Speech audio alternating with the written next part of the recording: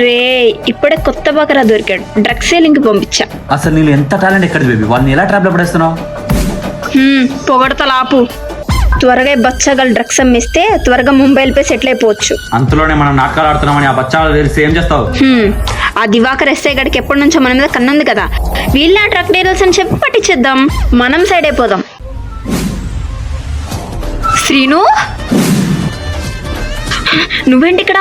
Drugs selling పోలేదా? డబ్బులు ఏమైనా కావాలా?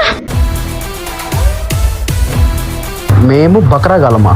మీ అవసరాల కోసం ప్రేమ అనే పేరుతో మమ్మల్ని ట్రాప్ చేసి డ్రగ్స్ అంటే ఏంటో తెలియని మాతో డ్రగ్స్ అమ్మిస్తారా? హో, తెలిసిపోయిందా? ఇంకా దాగుడు మూతలు ఎందుకు?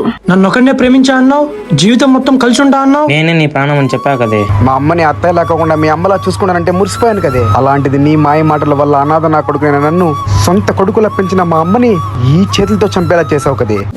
నీ వల్ల ఉన్న ఉద్యోగం మానేసా, ఇంట్లో ఉన్న డబ్బులు మొత్తం నీకే ఇచ్చేసా. నేను పస్తులున్నా, నువ్వు హ్యాపీగా ఉండాలని చెప్పిందంతా చేశా. ఏంట్రా ఒక్కొక్కరు గ్యాప్ లేకుండా మాట్లాడుతున్నారు?